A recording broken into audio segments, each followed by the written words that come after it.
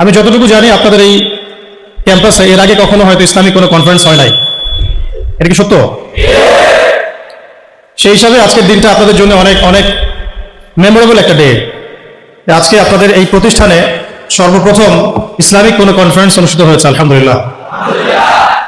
তো আমরা দোয়া করি আজকের এই কনফারেন্স যারা আয়োজন করেছেন, যারা সহযোগিতা করেছেন, যারা অনুমতি প্রদান করেছেন এবং যারা বক্তা হিসেবে এসেছেন, ওলামায়ে কেরাম যারা নাসিহাত করেছেন এবং উপস্থিত যারা শ্রোতা আছেন দিনী ভাই ও বোন, সকলকে আল্লাহ পাক যেন দিনের জন্য কবুল করেন, আমিন। দুনিয়া এবং আখিরাতে জাযায়ে খায়ের দান করেন, আমিন। অনেক আলোচনা শুনেছেন সারাদিন, তো লম্বা করে আলোচনা করার সুযোগ নেই, সময় সংক্ষিপ্ত। মৌলিক কয়েকটা কথা আপনাদের সাথে শেয়ার করতে চাই। যার পড়াশোনা যত বেশি হবে ইনশাআল্লাহ কথা তত কম হবে। আর উপস্থিত শ্রোতা যদি পড়াশোনা করেন তাহলে কথা বলে শান্তি পাওয়া যায়। তো আমি অনুরোধ করবো যে আজকের আলোচনা শুধু শুনেই চলে যাবেন না, বরং নিজেরা পড়াশোনা করা, লেখাপড়া করার প্রত্যয় ব্যক্ত করবেন। আল্লাহ পাক তৌফিক দান করেন, আমিন। একটা ছোট্ট ঘটনা থেকে শুরু করতে চাই। ঘটনাটা ছোট্ট, কিন্তু এর যে গ্লোবাল ইম্প্যাক্ট এটা অনেক বড় ছিল। আজকে থেকে প্রায় 1450 বছর আগে আমরা একটা সমাজ দেখেছিলাম, যে সমাজটাকে আমরা বলতাম আইয়ামে জাহিলিয়াত। আইয়ামে জাহিলিয়াত অর্থ হচ্ছে অন্ধকারাচ্ছন্ন দিন। এই কথাটা এখনকার সেকুলার সমাজে বা ইসলাম বিরোধী শিবিরে একটা গালিতে পরিণত হয়েছে, আইয়ামে জাহিলিয়াত। কখন আমরা প্রশ্ন করি না যে কেন আমরা সেই যুগটাকে আইয়ামে জাহিলিয়াত বলি, কি কারণে বলি? আসলে কি সেই যুগটা আইয়ামে জাহিলিয়াতের সবচেয়ে বড় যুগ ছিল, নাকি ওই আইয়ামে জাহিলিয়াত গুলো এখনো আমাদের সমাজে আছে? এই বিষয়গুলো আমরা কখনো ভাবি না বা আলোচনা করি না। গল্পের শুরুটা এখান থেকে করছি যে ওই সমাজটাকে আমরা আইয়ামে জাহিলিয়াত বলছি মূলত 5টা কারণে। মনে রাখার চেষ্টা করবো ইনশাআল্লাহ। শেষের দিকে যদি সময় পাই তাহলে আপনাদেরকে আমি কিছু প্রশ্ন উত্তর ধরবো, যদি আপনারা বলতে পারেন। বলতে পারলে কোনো পুরস্কার নাই, দোয়া, শুধু দোয়া। 1 নম্বর কারণ ছিল শিরক, আল্লাহ পাকের তাওহীদের সাথে, একত্ববাদের সাথে অংশীদার সাব্যস্ত করা, শিরক। আমাদের ইউনিভার্সিটিতে শিরক নামে কোনো চ্যাপ্টার নাই, কোনো ফ্যাকাল্টি নাই। আল কোরআন কারীমে আল্লাহ পাক বলেছেন ইন্না শিরকা লাযুলমুন আযীম, পৃথিবীতে সবচেয়ে বড় জুলুমটাই হচ্ছে শিরক। কিন্তু শিরক কি এবং কেন, কত প্রকার, কিভাবে এখান থেকে বাঁচবো, এরকম কোনো ফ্যাকাল্টি আমাদের ইউনিভার্সিটিগুলোর মধ্যে নাই। ব্যাপারটা কি মানে অদ্ভুত না? নবী সাল্লাল্লাহু আলাইহি ওয়াসাল্লাম বলেছেন শেষ জামানায় সবচেয়ে বড় ফিতনা হবে মাসীহুদ দাজ্জাল। মাসীহুদ দাজ্জাল আনফরচুনেটলি সবচেয়ে বড় ফিতনা সম্পর্কে আমাদের কোনো ফ্যাকাল্টি নাই। অথচ নবী সাল্লাল্লাহু আলাইহি ওয়াসাল্লাম বলেছেন যে পৃথিবীতে আদম আলাইহিস সালাম থেকে শুরু করে শেষ নবী মুহাম্মদ সাল্লাল্লাহু আলাইহি ওয়াসাল্লামের উম্মত পর্যন্ত দাজ্জালের চেয়ে ভয়ঙ্কর কোনো ফিতনা আসে নাই, আসবেও না। কিন্তু আমাদের কোনো ফ্যাকাল্টি নাই দাজ্জাল কে, কেন, কিভাবে, কোথা থেকে আসে, উৎপত্তি কি, তার ফাংশন কি, তার রোলটা কি হবে, কিভাবে সে ফিতনা ছড়াবে, তার ফিতনাগুলো কেমন হতে পারে, ইত্যাদি ইত্যাদি। তো যেটা বলছিলাম যে বড় বড় বিষয়গুলো নিয়ে আমাদের কোনো ফ্যাকাল্টি নাই। এটা অদ্ভুত না? এই ওয়ার্ল্ডে ইসলামিক ইকোনমিক্স যারা জানেন না বা বুঝেন না, তারা কোনো না কোনোভাবে হারাম খাবেন, কোনো না কোনোভাবে হারামে লিপ্ত হতেই হবে। কিন্তু ইসলামিক ইকোনমিক্স এবং মডার্ন ইকোনমিক্স, যেটা ওয়ার্ল্ড ব্যাংক এবং IMF এর আন্ডারে চলে, এটা কম্পারিজন নিয়ে আমাদের সাবজেক্ট খুব একটা নাই। আজকে আপনারা সব স্টুডেন্ট, তাই আমি কিছু একাডেমিক কথা বলবো ইনশাআল্লাহ। তো শুরুটা গল্প থেকে যদিও করেছি, আমার টপিকটা কিন্তু একাডেমিক। আমরা কিভাবে কনস্ট্রাকটিভ সিলেবাস মেনটেন করে পড়াশোনা করবো বা কিভাবে আমরা জ্ঞানতাত্ত্বিক একটা বিপ্লব সংঘটিত করতে পারি, এটাই মূল উদ্দেশ্য। একদিনের আপনাদের এই কনফারেন্সে এসে চলে যাওয়াটা আমার উদ্দেশ্য না। উদ্দেশ্য হচ্ছে আপনাদের মধ্যে কিছু মানুষ তৈরি করা, যারা আগামী দিনে এই জায়গাগুলোতে দাঁড়াবেন, কথা বলবেন, জাতিকে নেতৃত্ব দেবেন ইনশাআল্লাহ। আপনাদের উদ্দেশ্যটা কি? একটা প্রোগ্রাম অ্যারেঞ্জ করা কি উদ্দেশ্য? আপনাদের লক্ষ্যটা কি? নিঃসন্দেহে এটা একটা সূচনা, এটা নিশ্চয়ই শেষ নয়, এটা একটা সূচনা ইনশাআল্লাহ। আল্লাহ পাকের কাছে শুকরিয়া যে আল্লাহ পাক সূচনাটা আমাদের হাতে করার তৌফিক দিয়েছেন, আলহামদুলিল্লাহ। এটা আল্লাহ পাক রহম করে আমাদেরকে তৌফিক দিয়েছেন, এখানে আমাদের কোনো ক্রেডিট নাই। লা হাওলা ওয়ালা কুওয়াতা ইল্লা বিল্লাহ, লা মালজা ওয়ালা মানজা মিনাল্লাহি ইল্লা ইলাইহি। তো আইয়ামে জাহিলিয়াত কেন বলি ওই যুগটাকে? কারণ সেই যুগের শিরক ছিল 1 নম্বর মৌলিক সমস্যা, যেটা এখনকার বিশ্বে সবচেয়ে বড় গ্লোবাল মৌলিক সমস্যা। এখনকার শিরকটা শুধু ধর্মতাত্ত্বিক না, এখনকার শিরকটা হচ্ছে পলিটিক্সের শিরক আছে, ইকোনমিক্সের শিরক আছে, কালচারের শিরক আছে, আপনার বিধর্মীদের মধ্যে তো আছেই। এছাড়াও আমাদের যে পড়াশোনার যে সিস্টেম, এডুকেশন যে প্যাটার্ন, এখানেও শিরক আছে। আস্তে আস্তে আমি ধরাই দিচ্ছি ইনশাআল্লাহ। তো তখনকার শিখটা ছিল একটা সাময়িক প্রেক্ষাপট, একটা ক্ষুদ্র পরিসর। এখনকার শিখটা হচ্ছে গ্লোবাল। এটা যদি আপনি ফাইন্ড আউট করতে না পারেন, ইন্না শিরকা লাযুলমুন আযীম এর মধ্যে পড়ে যাব। আর সূরা মাঈদার মধ্যে অন্য একটা আয়াতে আল্লাহ পাক বলেছেন যে ব্যক্তি মানে শিরকে লিপ্ত হচ্ছে, ইন্নাহু মান ইউশরিক বিল্লাহ ফাকাদ হারামাল্লাহু আলাইহিল জান্নাহ, আল্লাহ পাক তার জন্য জান্নাতকে হারাম করে দিয়েছে। নাউযুবিল্লাহ। যে ব্যক্তি শিরকে লিপ্ত হচ্ছে, আল্লাহ পাক তার জন্য জান্নাতকে হারাম করে দিয়েছে। ওয়া মাওয়াহুন নার, তার জন্য আবাসস্থল হবে জাহান্নাম। ওয়া মা লিয-যালিমিনা মিন আনসার, জালেমদের জন্য কোনো সাহায্যকারী নাই। এখানে শিরকারী ব্যক্তিকে আল্লাহ পাক জালেম বললেন, কারণ ইন্না শিরকা লাযুলমুন আযীম, এই জন্য। এছাড়াও সূরা নিসা যদি আপনারা পড়েন, আপনারা দেখবেন আল্লাহ পাক একাধিকবার বলেছেন যে ইন্নাল্লাহা লা ইয়াগফিরু আন ইউশরাকা বিহি, আল্লাহ পাক তার সাথে শিরকের গুনাহটা মাফ করেন না। ওয়া ইয়াগফিরু মা দুনা যালিকা লিমান ইয়াশা, আল্লাহ পাক এছাড়া যে কোনো গুনাহ যাকে ইচ্ছা মাফ করতে পারেন। যত বড় গুনাহ আমরা করি না কেন আল্লাহ পাক মাফ করতে পারেন ইনশাআল্লাহ। কিন্তু শিরকের গুনাহ নিয়ে কেউ যদি কবরে চলে যায়, নাউযু বিল্লাহি মিন যালিক, তাহলে এটা ক্ষমা হবে না, এটা স্পষ্ট। তাহলে এটা নিয়ে আমাদের কনসিয়াস থাকা উচিত ছিল, কিন্তু আনফরচুনেটলি আমাদের 15 বছরের শিক্ষা সিলেবাসে শিরক নামে কোনো কিতাব নাই। পড়েছেন কি কখনো? পরীক্ষা দিয়েছেন? Assignment private? সুবহানাল্লাহ। মুসলিম কান্ট্রির শিক্ষা ব্যবস্থা আস্তে আস্তে আসতেছে ইনশাআল্লাহ। শুরুতেই গলা টিপে ধরা যাবে না, তাই না? আস্তে আস্তে ইনশাআল্লাহ। দ্বিতীয় প্রবলেম ছিল রিবা। রিবা রিবা মানে কি? মাশাআল্লাহ, আপনারা তো জানেন। তো তখনকার সুদটা ছিল আবু জেহেল আবু লাহাবদের দারুন নাদওয়া কেন্দ্রিক। দারুন নাদওয়া মানে হচ্ছে তৎকালীন সময়কার পার্লামেন্ট আর কি, এখনকার অনেকটা ইউনাইটেড নেশনসের মতো। সরাসরি নামটা নিলাম কেন? কারণ দারুন নাদওয়া যা হতো ইউনাইটেড নেশনস এখন তাই হয়, কোনো পার্থক্য নাই। তো দারুন নাদওয়া কেন্দ্রিক অর্থনৈতিক একটা ব্যবস্থা ছিল। তো সেখানে মূল ভিত্তিটা ছিল রিবা। আর এই রিবা ছিল কয়েকটা সেক্টরে, মানে কয়েকটা প্রকারভেদ ছিল এখানে। কিন্তু এখনকার গ্লোবাল যে রিবা, এখানে এত প্রকারভেদ আছে যেটা বোঝাতে হলে আপনাকে একদিন একটা ফুল ডে সেমিনার করতে হবে অনলি অন রিবা। এত ক্যাটাগরিজ আছে, এত প্রকরণ আছে, যেটা আমি 2 ঘন্টায় বলে শেষ করতে পারবো না। সারাদিন সময় লাগবে, 3-4টা সেশন লাগবে। এমনকি ঈদের আগের দিন আপনারা যে টাকাগুলো কিনছেন, বেশি টাকা দিয়ে কচকচা টাকা নিচ্ছেন, এর মধ্যে রিবা আছে। যে পেপার মানিটা আপনার মানি ব্যাগের মধ্যে আছে এখন, এখানেও রিবা আছে। যে মনিটরি সিস্টেমটার মধ্যে আমরা আমাদের সেন্ট্রাল ব্যাঙ্কগুলোকে ফাংশন করেছি, এর মধ্যে রিবা আছে। যে ওয়ার্ল্ড ব্যাংক থেকে লোন নেওয়ার জন্য আমরা উঠে পড়ে লেগেছি, এর মধ্যে রিবা আছে। যে ইলেকট্রনিক মানি আপনি বায়বীয়ভাবে পাস করছেন, এক্সচেঞ্জ করছেন, কেনা বেচা করছেন, এর মধ্যে রিবা আছে।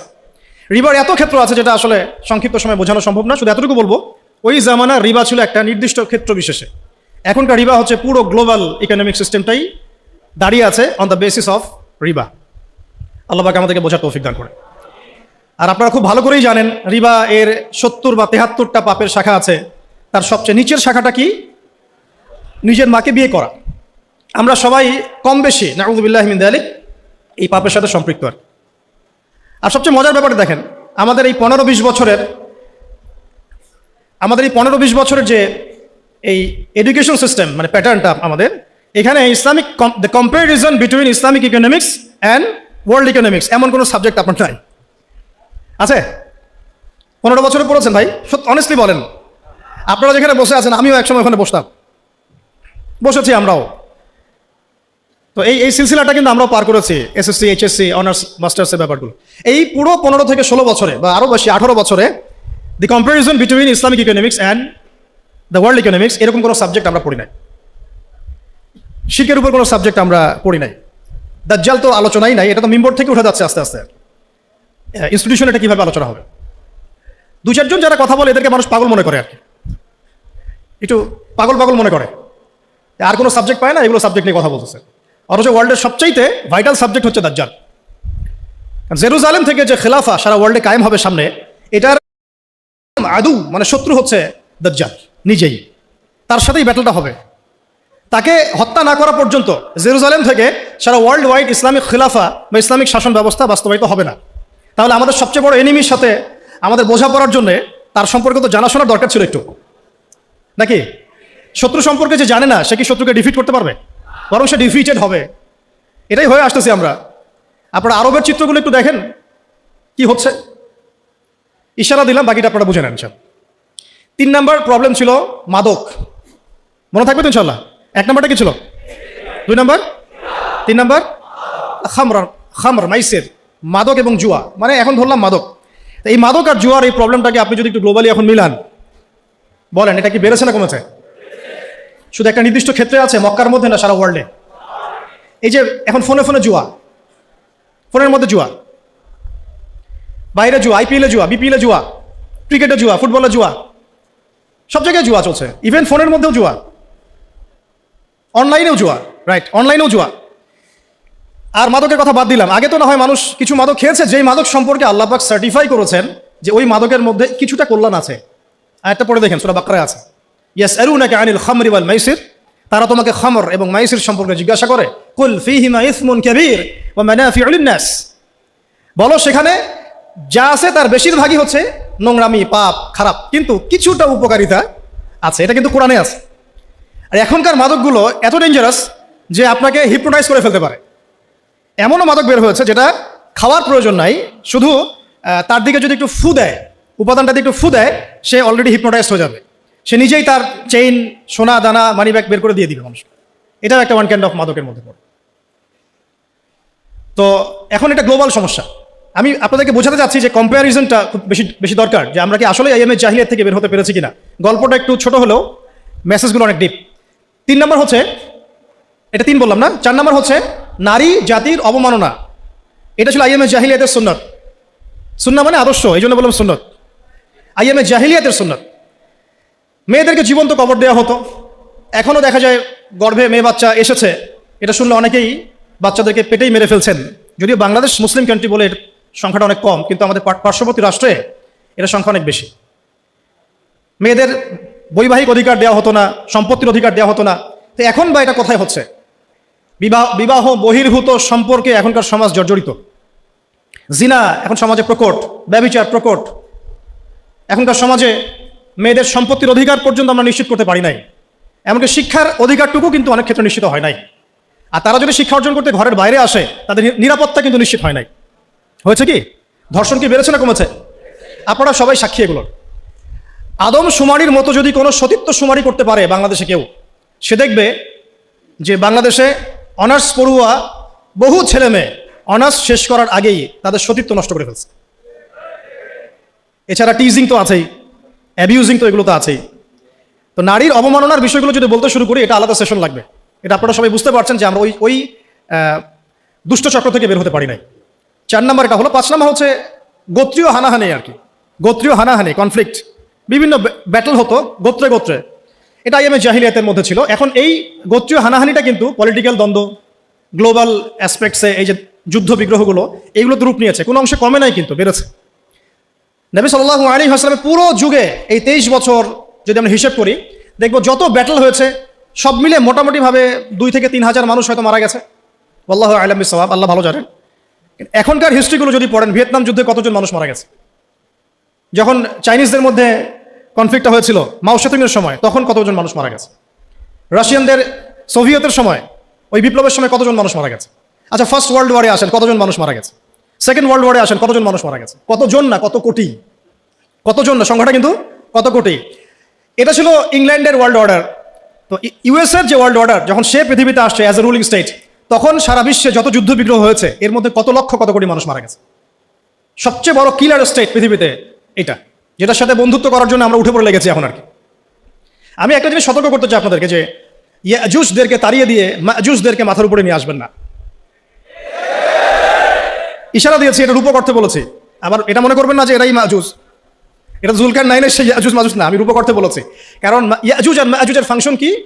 ইন্না ইয়াজুজ ওয়া মাজুজ মুফসিদুনা ফিল আরদ। হে জুলকার নাইন, আমাদের জন্য একটা দেয়াল নির্মাণ করে দাও, কারণ ইয়াজুজ আর মাজুজ আমাদের জমিনে ফাসাদ সৃষ্টি করছে। ইউফসিদুনা ফিল আরদ, ইউফসিদুন, তারা ফাসাদ সৃষ্টি করছে, ফাসাদ, ফিতনা, ফাসাদ।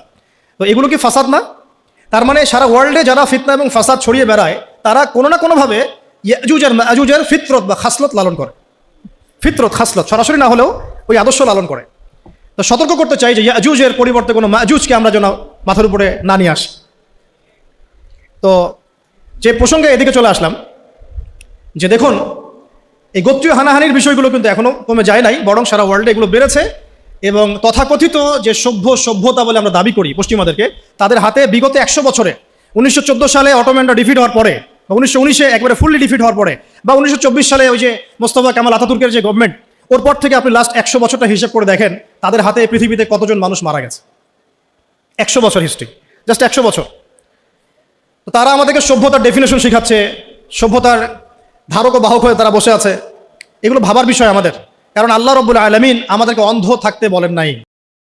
সূরা আরাফের মধ্যে বলেছেন যে ইন্টারনাল ব্লাইন্ডনেস মানে আধ্যাত্মিক অন্ধত্ব, এটা জাহান্নামে যাওয়ার অন্যতম একটা কারণ। আবার বলছি, কথাটা রিপিট করছি, ইন্টারনাল ব্লাইন্ডনেস মানে আধ্যাত্মিক যে অন্ধত্ব, এইটা জাহান্নামে যাওয়ার অন্যতম একটা কারণ। আমাদেরকে আধ্যাত্মিকভাবে অন্ধ থাকলে চলবে না। আল্লাহ পাক সূরা আরাফের মধ্যে বলেছেন যে ওয়ালাকাদ যারানা লিজাহান্নামা কাসীরাম মিনাল জিন্নি ওয়াল ইনস। আর এটা খুব ভালো করে শুনেন স্টুডেন্ট যারা আছেন। আল্লাহ পাক বলেছেন যে আমি প্রচুর জিন আর প্রচুর মানুষকে দিয়ে এই জাহান্নাম পূর্ণ করব। নাউযুবিল্লাহ। কি অপরাধে? এক, লাহুম কুলুবুন লা ইয়াফকাহুনা বিহা, কলব দিয়েছিলাম উপলব্ধি করে নাই, এটা একটা কারণ। ওয়ালাহুম আযানুন লা ইয়াসমাউনা বিহা, কান দিয়েছিলাম শোনে নাই, এই কান না, এই কান, এই কানে সবাই শোনে, কান দিয়েছিলাম শোনে নাই। ওয়ালাহুম আ'য়ুনুন লা ইউবসিরুনা বিহা, চোখ দিয়েছিলাম দেখে নাই, এই চোখ দিয়ে সবাই দেখে, এই চোখ, সবাই এই চোখ দিয়ে দেখতে পারে না। এটা হলো আধ্যাত্মিক অন্ধত্ব, যেটা জাহান্নামে যাওয়ার একটা কারণ। আল্লাহ পাক আমাদেরকে বোঝার তৌফিক দান করেন। আল্লাহ পাক পরে বলেছেন উলাইকা কাল আনআম, এরা হচ্ছে মানুষ না, এরা হচ্ছে জানোয়ারের মতো। আনআম মানে গবাদি পশু, ক্যাটলস। বাল হুম আদাল, বরং তারা এর চাইতেও নিকৃষ্ট। উলাইকা হুমুল গাফিলুন, তারা হচ্ছে গাফেল সম্প্রদায়। আল্লাহ পাক আমাদের আধ্যাত্মিক অন্ধত্ব দূর করার তৌফিক দান করেন। এখন একটু এই জায়গায় একটু কনক্লুশনে আসি। এই যে 5টা প্রবলেমের কথা আমি বললাম, এই 5টা প্রবলেম এখনকার ওয়ার্ল্ডে আছে না নাই? শর্ট স্কেলে আছে না লার্জ স্কেলে আছে? গল্পটা হচ্ছে এই যে এই 5টা জাহিলিয়াতপূর্ণ সমাজ ব্যবস্থাকে আল্লাহ রাব্বুল আলামিন একজন ব্যক্তির হাত দিয়ে এবং একটা কিতাবের মাধ্যমে পরিবর্তন করে দিয়েছেন। আলহামদুলিল্লাহ। ভলিউমটা একটু বাড়ান। আবার বলছি, এই যে 5টা জাহিলিয়াতে পূর্ণ সমাজ ব্যবস্থা, যেটাকে আমরা আইয়ামে জাহিলিয়াত বলছি, এই আইয়ামে জাহিলিয়াতকে আল্লাহ রাব্বুল আলামিন একজন ইলাহ, এক আল্লাহ, একজন নবীর হাতে একটা কিতাবের মধ্য দিয়ে পরিবর্তন করে দিয়েছেন মাত্র 23 বছরে। সুবহানাল্লাহ। আবার বলছি, একজন আল্লাহ, একজন নবী, একটা কিতাবের মাধ্যমে আল্লাহ রাব্বুল আলামিন উইদিন 23 ইয়ার্স ওই আইয়ামে জাহিলিয়াতকে শুধু পরিবর্তনই করেন নাই, বরং ওইটা চেঞ্জ করে একটা নতুন আলোকিত সমাজ বিনির্মাণ করেছেন। বিনির্মাণ বলবো না, আমি বলবো প্রতিষ্ঠিত করে দিয়েছে, যেটার ফল এখন পর্যন্ত আমরা ভোগ করছি 1450 বছর পরে এসে। আমরা এই কথাগুলো জানলাম কিভাবে? ওই 1450 বছর আগেকার মেহনতের ফসল।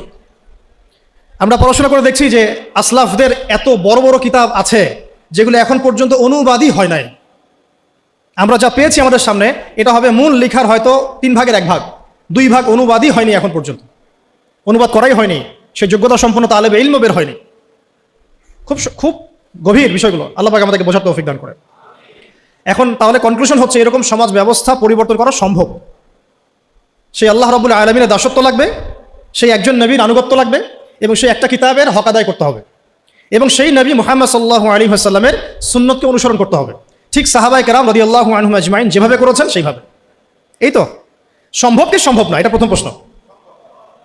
এটা কি তাত্ত্বিক কথা যে সম্ভব না, প্র্যাকটিক্যালি হয়েছিল কখনো? এবং হয়ে কি সেটা মানে থেমে গিয়েছিল না? এটা বছরের পর বছর, যুগের পর যুগ চলেছে। আমি তো বলবো শতাব্দীর পর শতাব্দী চলেছে, তাই না? অটোম্যানদের যে মানে খিলাফা স্টেট যেটাকে আমরা বলছি, এটা তো অ্যাবলিশ হয়েছে বেশি দিন হয় নাই, 100 বছর, হাইয়েস্ট হলে 120 বছর হবে। এর আগ পর্যন্ত বিশ্ব কিন্তু এভাবেই দেখেছে। নবী সাল্লাল্লাহু আলাইহি ওয়াসাল্লামের যুগ, 4 খলিফার যুগ, উমাইয়াদের প্রায় 100 বছরের শাসন ব্যবস্থা, তারপর আব্বাসীয়দের প্রায় 550 বছর শাসন ব্যবস্থা, তারপরে ফাতেমিরা ছিল একদিকে, ওইদিকে কর্ডোভার দিকে আব্দুর রহমান তার শাসন ছিল, তারপরে মামলুকরা এসেছে, মোগলরা শাসন করেছে, তুর্কিরা করেছে, এভাবে চলেছে, বছরের পর বছর চলেছে। লাস্ট 100 বছরে আমাদের চিত্রটা একদম টোটালি ডিফারেন্ট। আমরা এখন মানে ডমিনেটেড। আগে আমরা ডমিনেট করতাম সারা ওয়ার্ল্ডকে, এখন আমরা ডমিনেটেড। তবে এটাও বেশি দিন থাকবে না ইনশাল্লাহ, কারণ অচিরেই আবার সেই খেলাফা স্টেট সামনে আসছে ইনশাল্লাহ। এটা যে আসছে একটু এক্সাম্পল আপনারাই, যেটা যেখানে হওয়ার কথা না সেটা সেখানে হচ্ছে, মানে কি? মানে টেবিল ঘুরছে, আলহামদুলিল্লাহ। এবং আমরা আমাদের তরুণ ভাইদেরকে অনেক আশাবাদী, কিন্তু কিছু কিছু বিষয়ে সংশোধন করার দরকার, সেটা আমি টাচ করবো আজকে। এটাই আমার আলোচনার শেষ অংশ হবে ইনশাল্লাহ। এখন একটা বিষয় খালি আজকে ফোকাস করবো, যেটা সব তো একদিনে করা সম্ভব না। আপনাদের কি মনে হয় এই সমাজটা পরিবর্তন হয়েছে কি শুধুমাত্র মিষ্টি মিষ্টি কথায়, না কোনো ত্যাগ এবং স্যাক্রিফাইস ছিল? শুধু কি সৎ কাজে আদেশ করেই হয়েছে না অসৎ কাজে নিষেধ করতে হয়েছে? আমরা কি শুধু দাওয়াতের কাজই করেছি না ক্ষেত্র বিশেষে আমাদেরকে লড়তেও হয়েছে? প্রয়োজনে আমাদেরকে মার খেতে হয়েছে, সবর করতে হয়েছে, আবিসিনিয়াতে চলে যেতে হয়েছে, প্রয়োজনে বদরে যেতে হয়েছে, উহুদে আসতে হয়েছে, খন্দকে আসতে হয়েছে, কখনো পররাষ্ট্রনীতি অ্যাপ্লাই করতে হয়েছে, কখনো সন্ধি করতে হয়েছে, কখনো শান্তি চুক্তি করতে হয়েছে। এক একটা ক্ষেত্রে এক এক রকম ইনিশিয়েটিভ আমাদেরকে নিতে হয়েছে। তবে একটা বিষয় আমরা এক জায়গায় ছিলাম, সেটা হচ্ছে এক আল্লাহ, একজন নবী, একটা জামা, একটা ইমারা, একটা কিতাব, একটা সুন্নাহ। এই জিনিসগুলোতে যখন ভাটা পড়েছে তখন আমাদের শক্তি কমে গেছে। কথা কি বুঝতে পারছেন? গল্পটা হচ্ছে এই যে নবী সাল্লাল্লাহু আলাইহি ওয়াসাল্লাম এই সমাজে জন্মগ্রহণ করেও এই সমাজের জাহিলিয়াতের মধ্যে তিনি মিশে যান নাই, বরং এগুলো থেকে তিনি দূরে ছিলেন। যখন তার কাছে ওয়াহি এসেছে, ওয়াহি আসার পর থেকে মাত্র 23 বছর সময় নিয়েছেন তিনি। এই 23 বছরে তিনি ওই পুরো সমাজের সমস্ত জাহিলিয়াতকে দূর করে নতুন একটা সমাজ বিনির্মাণ করেছেন, আলহামদুলিল্লাহ। এবং আমরা বুঝলাম যে এটা আমাদের দ্বারাও সম্ভব ইনশাআল্লাহ। এটা আমাদের দ্বারাও সম্ভব ইনশাআল্লাহ। নাকি সম্ভব না? তো সম্ভব হতে হলে যে কয়েকটা কাজ করতে হবে, সে কয়েকটা কাজ আগে বলে নেই, মুখস্থ করেন। এক, সর্বপ্রথম আমাদেরকে ইলমের চর্চা করতে হবে, জ্ঞানের চর্চা করতে হবে। 1 নম্বর মনে থাকবে তো ইনশাআল্লাহ? কোন জ্ঞানের চর্চা করব? যেই জ্ঞান আমাকে আল্লাহ পর্যন্ত পৌঁছে দেয় সেই জ্ঞান। কোন জ্ঞানের চর্চা করব না? যেই জ্ঞান আমাকে আল্লাহ থেকে দূরে সরায় দেয়। সিম্পল। কোন জ্ঞানের চর্চা আমি করব? যেই জ্ঞান আমাকে আল্লাহ পর্যন্ত পৌঁছে দেয়। কোন জ্ঞানের চর্চা আমি করব না? যেই জ্ঞান আমাকে আল্লাহ থেকে দূরে সরায়। 1। 2 নম্বর হচ্ছে আমি কি শুধু একমুখী জ্ঞানে শিক্ষিত হব? উত্তর হচ্ছে না। এই যুগকে যদি আমরা ডিল করতে যাই এবং কোরআন সুন্নাহকে হাতে নিয়ে ওয়ার্ল্ডকে চ্যালেঞ্জ করতে চাই, তাহলে আমাকে ভার্সেটাইল নলেজ রাখতে হবে। তবে আমার ভিত্তিটা হবে অবশ্যই তাওহীদের জ্ঞান দিয়ে, কোরআনের জ্ঞান দিয়ে, সুন্নতের জ্ঞান দিয়ে। এরপরে আমি যেদিকে যাব সেটা আমি বাছাই করব, কিন্তু আমার ভিত্তিটা যেন হয় কোরআন এবং সুন্নাহ ভিত্তিক শিক্ষা ব্যবস্থা দিয়ে। এটা নিয়ে দুটো কথা আছে, পরে বলছি ইনশাআল্লাহ। 3 নম্বর যে কাজটা করতে হবে সেটা হচ্ছে যা শিখবো তার উপরে আমল করতে হবে। যা শিখবো তার উপরে আমল করতে হবে। আমলবিহীন জ্ঞান দিয়ে কোনো কাজ নাই। ইলম শিখলাম কিন্তু আমল নাই, এটা দিয়ে সমাজ পরিবর্তন হবে না, ব্যক্তিও পরিবর্তন হবে না। 4 নম্বর, একা একা ইলম চর্চা করব না, বরেণ্য ওলামায়ে কেরামদের সোহবতে জ্ঞান শিখবো ইনশাআল্লাহ। একটা প্রতিষ্ঠানে আমরা পড়াশোনা করছি, এখানে আপনারা পড়ছেন, আপনি কি একা একা পড়ছেন? একটা সিস্টেম আছে, টিচার আছেন, সিলেবাস আছে। আপনি কি বাসায় বসে অনলাইনেই মাস্টার্স করে ফেলছেন? না, প্রতিষ্ঠানে আসছেন, টিচারের সামনে বসছেন, ক্লাস করছেন, অ্যাসাইনমেন্ট জমা দিচ্ছেন, কোচিং করছেন, প্রয়োজনে মেসে থাকছেন, প্রয়োজনে বাড়িঘর বিক্রি করে দিয়ে ফর্ম ফিল আপ করছেন। আপনার তো স্যাক্রিফাইস আছে, তাই না? আপনারও তো অনেক অবদান আছে। এমনি এমনি তো আপনি সার্টিফাইড হচ্ছেন না, ডিগ্রি অর্জন করছেন না। ঠিক সেম, যদি আপনি দিনের জ্ঞান অর্জন করতে চান তাহলে ওলামায়ে কেরামদের কাছে আপনাকে আসতে হবে। আরবিতে একটা প্রবাদ আছে খুব সুন্দর, যে জ্ঞানের কাছে আসতে হয়, জ্ঞান কারো কাছে যায় না। জ্ঞানের কাছে আসতে হয়, জ্ঞান কারো কাছে যায় না। জ্ঞানের একটা গায়রত আছে, জ্ঞান সহজে কাউকে ধরা দেয় না। যদি আপনি আপনার সমস্ত কিছু জ্ঞান অর্জনের জন্য ব্যয় করেন, তাহলে জ্ঞান আপনাকে তার সামান্য কিছু দিবে, সব দিবে না, সামান্য কিছু দিবে। ইলমের গায়রতটা এরকম। তো এটা করা, তাহলে ওলামায়ে কেরামদের সাথে সোহবতে থাকা, পরামর্শ ভিত্তিক চলা, একা একা না চলা। একা একা চললে দেখা যাবে নেক্সট রোতে ধোকা খাবেন আপনি। কেউ যদি একা একা ডক্টর হয়, চেম্বার খুলে বসে, আপনি কি রুগী দেখাবেন? অনেস্টলি বলেন। ওই যে এক ভাই, ধরেন আমাদের এক ভাই, নাম এক্স আব্দুল্লাহ, তো সে বলছে আমি কোনো ইউনিভার্সিটিতে পড়ি নাই, কিন্তু আমি ডক্টর হয়েছি। তো আমি শুধু ডক্টরই হই না, আমি হার্টের স্পেশালিস্ট, নিউরো মেডিসিন স্পেশালিস্ট, আমি অত বড় সাবজেক্ট বাদ দেন, নর্মালি এমবিবিএস। আমরা কি তাকে আসলে বিশ্বাস করব? তার কাছে কি আমরা যাব চিকিৎসা করাতে? আপনি অন্য কাউকে সাজেস্ট করবেন, তুমি যাও, আমি যাচ্ছি না, তুমি যাও, আপনি কি এটা বলবেন? তাহলে ইলমের ক্ষেত্রে আমরা এমন কেন হলাম? দিনই ইলম অর্জন করতে হলে আমাকে সেই একটা ক্রাইটেরিয়া মেনটেন করে আমাকে আসতে হবে। সিলেবাস লাগবে, ওলামায়ে কেরাম লাগবে, প্রতিষ্ঠান লাগবে, এবং তাদের সোহবত থেকে দিন শিখতে হবে, সময় লাগবে। এটা কি আমরা 5 বছরে শিখে ফেলেছি? আপনি এখানে সময় দিচ্ছেন 15 বছর, 20 বছর। তাহলে যদি আমরা চাই বড় কোনো ফকিহ হব, বড় কোনো মুজতাহিদ হব, বড় কোনো তাফসীর কারক হব, উলামা হব, তাহলে আমাদেরকে সময় দিতে হবে, 1 দিন 2 দিন না, কমপক্ষে 10 থেকে 15 বছর। এটা দেওয়ার পরেও যে আমরা বড় আলেম হয়ে যাব, মুহাদ্দিস হয়ে যাব, নিশ্চিত না। কারণ এই অঙ্গরে জ্ঞান শেখার কোনো শেষ নাই। তার উপর আবার ওই জ্ঞানের উপর আমল লাগবে, এবং সেই যেটা আমি শিখেছি ওইটা সত্যি সত্যি সমাজে বাস্তবায়ন করছি কিনা, এটাও একটা ফ্যাক্টর। কি তো অত গভীরে নিচ্ছি না আপনাদেরকে। মূল কথাটা হচ্ছে ওলামায়ে কেরামের সোহবতে থাকা, এটা হলো 4 নাম্বার। 5 হচ্ছে হালাল খাওয়া, হারামের দিকে না যাওয়া, হালাল রিজিকের দিকে ছোটা, হারামের দিকে না যাওয়া।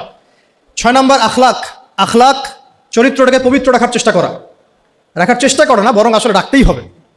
বোধ দিনী বোন, দিনী ভাই, সবাইকে বলছি আর কি, আখলাক বা চরিত্রটাকে পবিত্র রাখতেই হবে। এর জন্য যা করার তাই করতে হবে। এর জন্য যা করার তাই করতে হবে।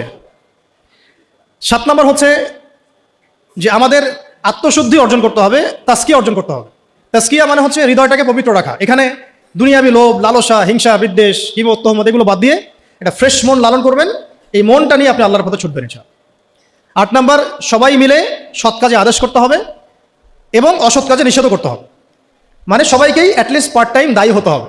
কয়েকজন মানুষের উপরে দায়িত্ব ছেড়ে দেওয়া যাবে না। কথা কি বোঝাতে পারছি? কয়েকজন মানুষের উপরে দায়িত্ব ছেড়ে দিয়ে আপনি নিশ্চিন্তে বসে থাকবেন না। উম্মাহ আপনার কাছে কিছু চায়, এটা দায়িত্ব শুধু আমার একার না, আপনাদের সবারই। তাই সৎ কাজে আদেশ, অসৎ কাজে নিষেধ সবাইকেই করতে হবে, দিনী ভাই বোন সবাইকেই। এখানে সুরত হচ্ছে যার যতটুকু যোগ্যতা ওই আলোকে করব। যে বিষয়টা আমি বুঝি না, যে যোগ্যতা আমার নাই, সেটা দাওয়াত তখন হবে কি, আমি ওইটা দাওয়াত দিলে মানুষ বিভ্রান্ত হবে। ঠিক আমার দাওয়াতে যদি মানুষ আল্লাহর পথে আসে, আমি যেমন নেকি পাবো, ওই রকম আমার দাওয়াতে যদি মানুষ ভুল পথে চলে যায়, আমি কিন্তু গুনাহগারও হব। খেয়াল রাখতে হবে, ঠিক আছে? আর 9 নম্বর হচ্ছে প্রতিভাগুলোকে মূল্যায়ন করা এবং প্রতিভাগুলোকে সততার সাথে বের করা। আপনার মধ্যে কি প্রতিভা আছে, নিশ্চয়ই না কোনো না কোনো প্রতিভা তো আছে। ওই প্রতিভাটুকু অনেস্টলি বের করেন, বের করে আল্লাহর রেজামন্দি, আল্লাহ পাকের সন্তুষ্টির জন্য ওই প্রতিভাটাকে আপনি দিনের পথে কাজে লাগান। আর 10 নম্বর হচ্ছে মুসলিমদের মধ্যে ঐক্য বজায় রাখেন, বিভক্ত হবেন না। ঐক্য বজায় রেখে চলার চেষ্টা করি ইনশাআল্লাহ তাআলা। এই কাজগুলো যদি একটু ইহসানের সাথে দিল লাগিয়ে এবং দীর্ঘ সময় ধরে করা যায়, আমরা খুব আশাবাদী যে এই তরুণ প্রজন্মকে দিয়ে ইনশাআল্লাহ আগামীতে দিনের বড় কোনো খেদমত হবে ইনশাআল্লাহ। তাদের ডেডিকেশন আছে, সাহস আছে এবং অনেক ক্ষেত্রে আবেগও আছে, কিন্তু আমরা চাই না এগুলো মিসইউজ হোক। আমরা চাই এগুলো শুধু আবেগের বসে না, বরং বিবেক দিয়ে ভেবে চিন্তা করে একটা কনস্ট্রাকটিভ জীবনের উসুল মেনটেন করে আপনি সামনের দিকে আগান। আল্লাহ পাক তৌফিক দান করেন। এর বাইরে আরও অনেক কথা আছে, টাইম মেনটেন করা, ভালো প্যারেন্টিং, ভালো পরিবার গঠন করা, সন্তান প্রতিপালন, আরও অনেক ব্যাপার আছে। আমি মেজর কয়েকটা বললাম আর কি। এবং ধারাবাহিকতা বজায় রাখা, আজকে অনেক বেশি করলাম কালকে নাই এমন না হওয়া, অল্প করে হলেও প্রতিদিন কিছু কিছু করে করা। তো এই কাজগুলো যদি আমরা করতে পারি, দিন কায়েম হবে ইনশাআল্লাহ। আশাবাদী আপনারা? এখন বাস্তবতা দেখে আমি আস্তে আস্তে শেষের দিকে যাচ্ছি, অনেক লম্বা করবো না, আপনাদের বিরক্তি ধরাবো না। বাস্তবতাটা হচ্ছে এই যে নবী সাল্লাল্লাহু আলাইহি ওয়াসাল্লাম যে ওহীটা প্রাপ্ত হলেন, সূরা আলাকের প্রথম 5টা আয়াত, কয়টা আয়াত, এটাকে ধরে কয়েকটা কথা বলছি আপনাদের। এই যে 23 বছরের কথা আমি বললাম, যে 23 বছরে সমাজটা পরিবর্তন হয়ে গেছে। এমন সমাজ যে সমাজে এই জাহিলিয়াতগুলো ছিল, কিসের ভিত্তিতে হয়েছে? জাদু দিয়ে, মানুষকে মেরে পিটিয়ে, রিমান্ডে নিয়ে টর্চার করে, মানুষকে উঠিয়ে আয়না ঘরে নিয়ে পরিবর্তন করা হয়েছে। কোনটা বলেন? মানুষের দাওয়াত দেওয়া হয়েছে, আল্লাহর দিকে নিয়ে আসা হয়েছে, বুঝানো হয়েছে, মানুষ বুঝে নাই, মানুষ গালিগালাজ করেছে, মেরেছে, সবর করা হয়েছে, প্রয়োজনে দেশ থেকে চলে যাওয়া হয়েছে, তাই না? হিজরত করা হয়েছে। পরে যখন তারা বেশি এগ্রেসিভ হয়ে গেল, তখন আমাদেরকে বদরে আসতে হলো। বদরে তো আমরা প্রথমে যাই নাই, তাই না? রাষ্ট্র যখন কায়েম করেছে তারপরে গিয়েছে, রাষ্ট্র কায়েম করার আগে তো আমরা বদরে যাই নাই। এখন আমরা এই পুরো যে কাজগুলো হয়েছে, এর গোড়াটা যদি আপনি সার্চ করেন, দেখবেন সেটা হচ্ছে ওই প্রথম ওহীর ভিত্তিতে। ইকরা বিসমি রাব্বিকাল্লাযী খালাক, প্রথম ওহীটা কি ছিল? ইকরা বিসমি রাব্বিকাল্লাযী খালাক। আজকে একটু সময় নিয়ে আমি আয়াতগুলো আপনাদেরকে বুঝাচ্ছি। অনেক জায়গায় সময় পাই না, পরিবেশ পাই না। আমার কাছে মনে হচ্ছে এখন বলার মতো পরিবেশ আছে, তাই বলছে। ধৈর্য আছে আপনাদের? আচ্ছা, একটু শুনেন, আয়াতগুলো শুনেন। অনেকে এইটুকু বলে আর কি, ইকরা বিসমি রাব্বিকাল্লাযী খালাক। এবং আমি দেখেছি অনেক সেকুলার প্রতিষ্ঠান, ইভেন ইংলিশ মিডিয়াম স্কুল কলেজের বাইরেও আয়াতটা লেখা আছে। আসলে এর দ্বারা কি বোঝানো হয়েছে? নবী সাল্লাল্লাহু আলাইহি ওয়াসাল্লাম পেরেশান, এই সমাজটাকে কিভাবে পরিবর্তন করব। তিনি সমাজের এই জাহিলিয়াতগুলো থেকে নিজেকে দূরে সরিয়ে রাখেন, ওই হেরা গুহায় গিয়ে বসে থাকেন। আপনারা যারা নামাজ পড়েন 5 ওয়াক্ত, আপনার কানের পাশে যদি মিউজিক প্লে করা হয় ধুমধারাক্কা, আপনার কি ভালো লাগে? ভালো লাগে কি আপনার? নিশ্চয়ই ভালো লাগে না। আর নবী সাল্লাল্লাহু আলাইহি ওয়াসাল্লাম, যার আগেও কোনো গুনাহ নাই, পরেও কোনো গুনাহ নাই, তার কাছে কেমন করে ভালো লাগবে? তিনি তো একজন নবী। সমাজে এইসব জাহিলিয়াত দেখে তিনি দূরে সরে থাকেন। দেখেন আমাদের সমাজেও কিন্তু যে মানুষগুলো একটু আল্লাহওয়ালা, সমাজের জাহিলিয়াত তাদেরকে ভালো লাগে না, তারা আলাদা হয়ে চলে। তখন সমাজ তাদেরকে বলে তারা আনসোশ্যাল, তাই না? আমরা বিপদে পড়ি, তখন খুব বিব্রতকর অবস্থায় পড়ি। তা নবী সাল্লাল্লাহু আলাইহি ওয়াসাল্লাম সেখানে পেরেশান। আল্লাহ পাক তখন পেরেশানি দূর করছেন এইভাবে, ওহী নাজিল করে, যে আপনি যে সমাজটাকে পরিবর্তন করতে চাচ্ছেন, এটা এমনি এমনি হবে না। এটার জন্য জ্ঞানের চর্চা দরকার, জ্ঞানের বিপ্লব দরকার। সুবহানাল্লাহ। এই জন্য প্রথম আয়াত আসছে পড়ুন। প্রথম আয়াত তো বলা হয় নাই যে শিরক করবেন না, মাদক দ্রব্য কেউ সেবন করবেন না, পর্দা করো, ইভেন নামাজ পড়ো, আল্লাহকে সিজদা করো, হ্যাঁ, সুদ খেও না, এরকম কি প্রথম আয়াত ছিল? প্রথমে বলা হচ্ছে পড়াশোনা করতে। ইকরা বিসমি রাব্বিকাল্লাযী খালাক। ইকরা মানে পড়ুন, ইকরা মানে বিসমি মানে নামে, নাম দ্বারা, রব্বিক, রব্বিক মানে আপনার রবের, রব্বিকা আপনার রবের, আল্লাযী যিনি, খলাকা সৃষ্টি করেছেন। অর্থ দাঁড়াচ্ছে ইকরা বিসমি রব্বিকাল্লাযী খলাক, পড়ুন আপনার সেই রবের নামে যিনি আপনাকে সৃষ্টি করেছেন। শুরুতে বলেছিলাম, আপনাদের মনে আছে কিনা, যে জ্ঞান আপনাকে আল্লাহর দিকে নিয়ে যাবে সেটাই জ্ঞান। এইটা হচ্ছে দ্য ডেফিনেশন অফ নলেজ। বুঝতে পারছি কি ভাই? জ্ঞানের সংজ্ঞা কি? যে জ্ঞান আপনাকে আল্লাহর দিকে নিয়ে যাবে সেটাই হচ্ছে মূলত জ্ঞান। ইকরা বিসমি রব্বিকাল্লাযী খলাক। এখনকার এই আয়াতটা নিয়ে আগে দুটো কথা বলে নেই। আচ্ছা দাঁড়ান, আগে অনুবাদটা করে নেই। দ্বিতীয় আয়াতে আল্লাহ পাক বলছেন খলাকাল ইনসানা মিন আলাক, খলাকাল ইনসানা মিন আলাক, যিনি মানুষকে সৃষ্টি করেছেন জমাট বাঁধা রক্তপিণ্ড থেকে। পুরা আমাদের যে মেডিকেল সায়েন্স আছে, এই আয়াত থেকে তাদের শেখার যে কত কি আছে আল্লাহ ভালো জানেন। আল্লাযী ইকরা ওয়া রাব্বুকাল আকরাম, ইকরা ওয়া রাব্বুকাল আকরাম, আপনি পড়ুন, আপনার রব মহিমান্বিত। আল্লাযী আল্লামা বিল কলম, যিনি মানুষকে কলম দ্বারা জ্ঞান শিক্ষা দিয়েছেন। পুরো সিস্টেমটার মধ্যে আপনার কলম, এবং সেই লাউহে মাহফুজেও আছে কলম। কলম দিয়ে লাউহে মাহফুজে লেখা হচ্ছে। ইভেন কলম আল্লাহ পাকের প্রাচীন সৃষ্টি। আমাদেরকে সৃষ্টি করার, আসমান জমিন সৃষ্টি করার 50,000 বছর আগে আল্লাহ পাক এই কলম, এই লাউহে মাহফুজ, আরশ, এগুলো সব সৃষ্টি করেছেন। তাকদীর লিখে ফেলেছেন। কলমকে আল্লাহ পাক বলেছেন উকতুব, লিখো। কলম বলেছে মাযা আকতুব, আমি কি লিখবো? আল্লাহ পাক বলেছেন কিয়ামত পর্যন্ত যা হবে সব লিখে ফেলো। আমরা যে জীব আর জড়র সংজ্ঞা পড়েছি, সংজ্ঞাটা ঠিক না। আল্লাহ পাকের যখন হুকুম হবে, আজকে আমরা যেখানে বসে আছি এই জমিনও কথা বলবে ইনশাআল্লাহ। ইয়াউমাইযিন তুহাদ্দিসু আখবারাহা, যেদিন এই জমিন তার বৃত্তান্ত বর্ণনা করবে। তো জীব জড়ের এই ক্লাসিক্যাল সংজ্ঞা বাদ দিয়ে আমরা এটা বোঝার চেষ্টা করি। তো আল্লাহ পাক বলছেন যে যিনি মানুষকে কলম দ্বারা জ্ঞান শিক্ষা দিয়েছেন। শুধু তাই না, আল্লামাল ইনসানা মা লাম ইয়ালাম, তিনি মানুষকে সেই জ্ঞান শিক্ষা দিয়েছেন যা মানুষ জানতো না। আপনারা যখন আরেকটু পড়াশোনা করবেন দেখবেন বুদ্ধিবাদ পড়ানো হবে, যে মানুষ বায়োলজিক্যালি জ্ঞান অর্জন করেছে এমনটা পড়ানো হয়। অভিজ্ঞতাবাদ পড়ানো হয়, কেউ কেউ সমন্বয়ী মতবাদ পড়ার। কিন্তু আসলে জ্ঞানের উৎস কিন্তু আমরা না। জ্ঞানের মূল উৎস হচ্ছে আল্লাহ পাক নিজে, স্বয়ং তিনি হচ্ছেন জ্ঞানের মূল উৎস। আল্লাহ নিজে তার সৃষ্টিকে, মানে বান্দাদেরকে জ্ঞান শিক্ষা দিয়েছেন। দলিল একটা আছে, আদম আলাইহিস সালামকে সৃষ্টি করার পরে আল্লাহ পাক কিন্তু বলেছিলেন ওয়াল্লামাল আদামা আসমাআ কুল্লাহা, আল্লাহ রাব্বুল আলামিন আদম আলাইহিস সালামকে তার পক্ষ থেকে সব নাম শিক্ষা দিয়েছেন। সুবহানাল্লাহ। জ্ঞানের মূল উৎস কে তাহলে? আচ্ছা, এখন এই 5টা আয়াত যখন নাজিল হলো, অর্থগুলো তো মোটামুটি জানলেন। ইকরা বিসমি রব্বিকাল্লাযী খলাক, পড়ুন আপনার সেই রবের নামে যিনি আপনাকে সৃষ্টি করেছেন। খলাকাল ইনসানা মিন আলাক, যিনি মানুষকে জমাট বাঁধা রক্তপিণ্ড থেকে সৃষ্টি করেছেন। ইকরা ওয়া রাব্বুকাল আকরাম, পড়ুন আপনার রব মহিমান্বিত। আল্লাযী আল্লামা বিল কলম, যিনি মানুষকে কলম দ্বারা জ্ঞান শিক্ষা দিয়েছেন। আল্লামাল ইনসান মা লাম ইয়ালাম, মানুষকে সেই জ্ঞান শিক্ষা দিয়েছেন যা মানুষ জানতো না। এই যে গল্পের জার্নি বিগিনস এখান থেকে। এরপরে 23 বছর পরে আপনি মক্কার দিকে তাকান, দেখবেন সেখানে কোনো শিরক নাই, আছে? কোনো রিবা নাই, আছে? কোনো মাদক নাই, কোনো মেয়ের অবমাননা, ইভেন কোনো জুয়া, ধর্ষণ, বিচ্ছিন্ন দু একটা ঘটনা ঘটতে পারে, কোনো গোত্রীয় হানাহানি, কিচ্ছু নাই। কত বছর? 23 বছর। জার্নিটা কোথা থেকে শুরু হলো? হেরা গুহা থেকে। কোন আয়াত থেকে? ইকরা, পড়ুন থেকে। এখন আপনারাও সব স্টুডেন্ট, আপনারাও পড়ছেন, মাশাআল্লাহ 15 বছর হয়ে গেছে। আমরাও পড়েছি, আমারও 15 বছর চলে গেছে। এর আগেও অনেক জেনারেশন পড়েছে, তাদেরও শত শত বছর চলে গেছে। কিন্তু নবী সাল্লাল্লাহু আলাইহি ওয়াসাল্লামের মতো জ্ঞান দিয়ে সমাজ পরিবর্তন করতে পেরেছে কতজন? বা কেউ কি পেরেছে?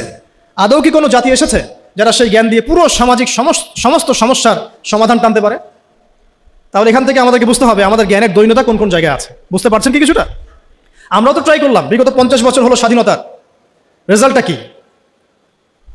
সামাজিক ইম্প্যাক্টটা কোথায়? ইম্প্যাক্ট এইখানে, নামাজ, রোজা, হজ, জাকাত, বাস। ইভেন জাকাতও এখন খুব একটা মানুষ দেয় না, ইল্লা মাশাআল্লাহ। বেশিরভাগ মানুষ কিন্তু জাকাত দেয় না। নামাজ পড়ে যারা, তারাও অনেকে জাকাত দেয় না। কিন্তু ইসলামের অন্যান্য যে বিধানগুলো আছে, এই বিধানগুলোর কয়টা সমাজে বাস্তবায়িত হয়েছে? একটাও কি হয়েছে? আসলে একটাও হয় না। এখন যদি আপনি আমাকে বলেন যে ভাই আপনাকে আমি উপদেষ্টা বানাই দিলাম, এখন তো উপদেষ্টা ফেসবুকে হয় আর কি। তো এখন যাই হোক, যোগ্যতা থাক না থাক, এমপি টেমপি হয় মানুষ, ওইদিকে আসবো আমি, ফিনিশিংটা ওইদিকেই দিব ইনশাল্লাহ। একটু ধৈর্য ধরেন, শেষ করতেছি। দৈন্যতাটা দেখাবো, দৈন্যতা কোথায়, দৈন্যতাগুলো কোথায়। যদি বানায় দেন এবং আমাকে যদি বলেন ভাই কোরআনের তো আছে যে চুরি করলে চোরের হাত কেটে ফেলো, ব্যভিচার করলে রজম করো, তারপরে বেত্রাঘাত করো, মাদকদ্রব্য সেবন করলে বেত্রাঘাত করো, তারপরে হত্যা করলে কিসাস করো, মুরতাদ হয়ে গেলে তাকে মৃত্যুদণ্ড দাও, কেউ নবীকে গালি দিলে সাল্লাল্লাহু আলাইহি ওয়াসাল্লাম তাকেও হত্যা করো। আমি যদি এগুলো বাস্তবায়ন করতে যাই আগামীকাল, আমি কি আদৌ পারবো? এখন প্রশ্ন হচ্ছে কেন পারবো না?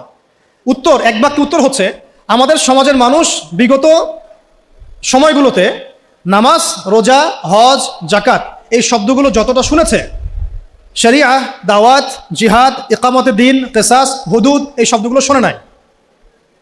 বুঝতে পারতেছে না? নামাজ শব্দ অর্থ জানেন কারা কারা? হাত তুলতে বললে সবাই হাত তুলবেন, তাই না? জাকাত শব্দের অর্থ কারা কারা জানেন বললে সবাই হাত তুলবেন। তা আমি যদি বলি হুদুদ অর্থ কি, কয়টা এবং কি কি, দেখবেন অনেক হাত নেমে গেছে। কিসাস অর্থ কি, কত প্রকার কি কি, হাত নেমে যাবে। শরিয়া আইন কত প্রকার কি কি, কোন কোন আইনগুলোকে শরিয়া আইন বলে আমরা অনেকেই জানবো না। তাহলে এখানে আমাদের সামাজিক একটা ব্যর্থতা আছে। এই ব্যর্থতাটা আমরা আমাদের কাঁধে নিতে চাই, অন্যদেরকে দিতে চাই না। এই ব্যর্থতা তাদের যারা এইসব জায়গায় দাঁড়িয়ে কথা বলি, যারা আমরা লিখি, যারা আমরা অন্যকে নসিহত করি, যারা আমরা মিম্বরে বসি, যারা আমরা খুতবা দেই, ওয়াজ মাহফিলের প্যান্ডেলে বসি, আমাদের সবার দায়িত্ব এটা, আমাদের কাঁধে আসবে এটা। কেন জনগণ এই শব্দগুলো জানে নাই? সিম্পল, বলা হয় নাই, বা বলা হলেও অত গভীরভাবে আলোচনা হয় নাই, আলোচনা করা হয়তো পরিবেশ পাওয়া যায় নাই, অথবা অডিয়েন্স সাড়া দেয় নাই, বা বলতে গেলেই ধরা হয়েছে আর ওই আয়না ঘরে টপ টপ করে ফেলা হয়েছে আর কি। তো এখন তো এই ফ্লোটা যেন জারি থাকে, এই জন্য আমাদের দোয়া করা উচিত আল্লাহ পাক যেন ইসলামপন্থী কোনো সরকারকে উপরে নিয়ে আসেন। আমরা জানি যে এখন আমরা শরিয়া কায়েম করতে পারবো না, কিন্তু পারবো না, আল্লাহ পাক চাইলে তো অবশ্যই পারবো, কিন্তু আমাদের একটা প্রজ্ঞার আলোকে আমরা বলছি যে এখন ইনস্ট্যান্ট আপনি শরিয়া কায়েম করতে পারবেন না। প্রেক্ষাপটটা এমন নাই, মানুষ এটা বুঝে না, তাদের কাছে আমরা জনমতটা তৈরি করতে পারি না সেভাবে। কিন্তু যদি কোনো ইসলামপন্থী সরকার আমাদের মাথার উপরে থাকেন, তখন দেখা যাবে আমরা একটা সময় পাবো, সুযোগ পাবো মানুষকে দাওয়াত দেওয়ার জন্য। তাই আজ না হলেও কাল ইনশাআল্লাহ দেখা যাবে ঠিকই জনগণ এটা বুঝতে পারছে ইনশাআল্লাহ। তারা নামাজকে যেমন গুরুত্ব দিবে, শরিয়াকেও গুরুত্ব দিবে ইনশাআল্লাহ। আল্লাহ পাক আমাদেরকে বোঝার তৌফিক দান করেন। কারণ বাস্তবতায় এসে শেষ করি, একটা কিতাব, এই একটা কিতাবের দাওয়াত একজন নবীর সুন্নাত সমাজে বাস্তবায়িত করার ফলে একদল মানুষ একসাথে মেহনত করেছেন, সাহাবায়ে কেরাম, সমাজ পরিবর্তন হয়ে গেছে। ঠিক আছে তো কথা? আর আমরা সবাই এক জায়গায় আসতে পারি না, বাংলাদেশে এটা সম্ভব বলে আমার কাছে মনেও হয় না। তবে এখন আমি বলি যে এটা জরুরত নাই, প্রয়োজন নাই। আল্লাহ পাক যদি অল্প কিছু মানুষকে কবুল করেন, ওই মানুষগুলোকে দিয়েই সমাজ পরিবর্তন হবে ইনশাআল্লাহ। সবাইকে এক জায়গায় আসতে হবে না, যদি না আসে কোনো সমস্যা নাই, জরুরি না, আসলে ভালো আলহামদুলিল্লাহ। একজন আমিরের অধীনে ছিলেন, নেতা কয়জন ছিল তখন? এখন আমরা সবাই মিলে এক জায়গায় বসতে পারছি না, এবং আমরা আমাদের মধ্য থেকেও একজন বিচক্ষণ নেতাকে সামনে এগিয়ে দিতে পারছি না। এখানে আমাদের মনের মধ্যে অনেক সমস্যা দেখা যায়। অনেকে একজনকে মানতে চায়, আরেকজনকে মানতে চায় না। অনেকের মনের মধ্যে থাকে এমন, আমি কি কম জানি, আমি কেন তার দাসত্ব মানে আনুগত্য করবো, কেন দাসত্ব না, আমি কেন তার আনুগত্য করবো। অনেক প্রবলেম, আমরা পারি না। কিন্তু অন্তত যেটা পারবো সেটা আমি বলছি, শুধু যেটা পারি না ওটা আজকে বলছি না। পারবো কোনটা? সেই এক আল্লাহর তাওহীদ শিখতে পারবো, পারবো কিনা ইনশাআল্লাহ। পারবো কোনটা? সেই একজন নবী সাল্লাল্লাহু আলাইহি ওয়াসাল্লামের সুন্নতের উপর নিজে প্রতিষ্ঠিত থাকার চেষ্টা করবো ইনশাআল্লাহ। আমার দেহ, আমার চিন্তা, আমার চেতনা, আমার কাজ, আমার কর্ম সব নবীর সুন্নাহ মোতাবেক হবে ইনশাআল্লাহ। পারবো কোনটা? সেই একটা কিতাব আল কোরআনের হক আদায় করা, পারবো তো ইনশাআল্লাহ। শেষ পয়েন্টটা আপনাদের সাথে আজকে শেয়ার করছি আজকের মতো, যে ওই যে একটা কিতাব, এই কিতাবের হক আছে মোট 6টা। কয়টা বলেন? 1 নাম্বার বিশুদ্ধ করে তেলাওয়াত শেখা, 1 নাম্বার, আমার সাথে বলেন, 1 নাম্বার বিশুদ্ধ তেলাওয়াত শেখা। 2 নাম্বার এর ভাষা শিক্ষা করা, কোরআনের ভাষা শিক্ষা করা, নিজের উপরে ফরজ করে নেওয়া উচিত। কোরআনের ভাষা সে জানে না, সে কোরআন বুঝতে পারবে না, ফুল স্টপ। অনুবাদ পড়ে কোরআন বোঝা যাবে না, যা বুঝবেন সেটা ভাষা ভাষা। অ্যারাবিক টু অ্যারাবিক না বুঝতে পারলে কোরআনের মূল অন্তর্নিহিত সার আপনি উদ্ধার করতে পারবেন না, চরমভাবে ব্যর্থ হবেন। একটা ল্যাঙ্গুয়েজ না জানলে আমি ইংরেজি ডিপার্টমেন্টে ভর্তি হতে পারবো না, সিম্পল, এটা অ্যাজ সিম্পল অ্যাজ দ্যাট। আমি ইংরেজি জানি না, তাহলে ইংরেজি মাধ্যমে আমি পড়াশোনা করতে পারবো না, সিম্পল। আরবি জানি না, আমি কোরআন বুঝতে পারবো না। যা বুঝতে পারবো সেটা অনুবাদ দেখে বোঝাটা আর কোরআনের গভীরে যে ঢোকা, এটা মানে 7 জমিন আর 7ম আসমানের মধ্যে পার্থক্য, এত বেশি পার্থক্য, সম্ভব না। তো 2 নাম্বার হচ্ছে আমাকে ভাষা শিখতেই হবে। আমরা একটা জোর দাবি জানাবো, প্রত্যেকটা প্রতিষ্ঠানে যেন কোরআনুল কারীম শিক্ষাটাকে বাধ্যতামূলক করা হয়। প্রত্যেকটা প্রাইমারি স্কুলেই আল কোরআনের শিক্ষাটাকে বাধ্যতামূলক করতে হবে। আপনারা এগ্রি করেন তো নাকি? প্রত্যেকটা হাই স্কুলে আরবি ভাষা শিক্ষাটাকে বাধ্যতামূলক করা উচিত, যেভাবে ইংরেজি বাধ্যতামূলক করেছেন ঠিক সেইভাবেই। প্রত্যেকটা ইউনিভার্সিটিতে নবী সাল্লাল্লাহু আলাইহি ওয়াসাল্লামের জীবনের জন্য সিরাতের আলাদা ফ্যাকাল্টি থাকতে হবে ইনশাআল্লাহ। প্রত্যেকটা প্রতিষ্ঠানে ফরজে আইনের কোর্স থাকতে হবে, আমাদের ভাইরা জানবে কোন কোন বিষয়গুলো ফরজে আইন। প্রতিটা বিশ্ববিদ্যালয়ে আমাদের উচিত আল কোরআনের তাফসীরের জন্য কিছু কিছু ফ্যাকাল্টি চালু করা, ইসলামের ইতিহাস চালু করা, ইসলামী ফিকহের নলেজ অর্জন করা, এবং আকীদার জ্ঞান অর্জন করা। অন্তত এই 4-5টা সাবজেক্ট আমাদের প্রত্যেকটা প্রতিষ্ঠানে থাকা উচিত। ইউনিভার্সিটি লেভেলের কথা বলছি, অন্তত ইউনিভার্সিটি লেভেলে। আর মূল পড়াশোনা তো আমরা করবো প্রাইমারি লেভেল থেকেই। আল্লাহ পাক আমাদেরকে তৌফিক দান করেন। তো শিক্ষানীতিতে অনেক দৈন্যতা আছে, ওটা আমার লাস্ট পয়েন্ট হবে ইনশাআল্লাহ। আগে বলে নেই যে 6টা কি কি। একটা কি ছিল? কোরআনের বিশুদ্ধ তেলাওয়াত শেখা। 2, এর ভাষা শিক্ষা করতেই হবে আপনাকে আমাকে। 3 নাম্বার হচ্ছে কোরআনের অর্থ বোঝার চেষ্টা করতে হবে, কোরআনের অর্থ বোঝার চেষ্টা করা, এবং এটা একা একা হবে না, ওলামায়ে কেরাম লাগবে। 4 নাম্বার আল কোরআনের সমস্ত আদেশ মেনে চলতে হবে। রাজি আছি ইনশাআল্লাহ? 5 নাম্বার আল কোরআনের সমস্ত নিষেধ বর্জন করতে হবে। পারা যাবে ইনশাআল্লাহ? এবং 6 নাম্বার আল কোরআনের দাওয়াত মুসলিম অমুসলিম সবার ঘরে ঘরে পৌঁছাতে হবে ইনশাআল্লাহ। এটাকে আপনার লাইফের চ্যালেঞ্জ হিসেবে, অ্যাম্বিশন হিসেবে গ্রহণ করেন। আল্লাহ পাক তৌফিক দান করেন। শেষ কথাটা হচ্ছে এই দৈন্যতাটা শোনেন। আমি কয়েকটা দাবি উত্থাপন করলাম না, যে কোরআনুল কারীম প্রাইমারি লেভেল থেকে, হাই স্কুল লেভেল থেকে অনার্স মাস্টার্সে আসতে হবে, সিরাত আসতে হবে, আকীদা আসতে হবে। দৈন্যতা দেখেন, আমাদের স্বাধীনতার কত বছর হয়েছে? 50 পার হয়েছে না?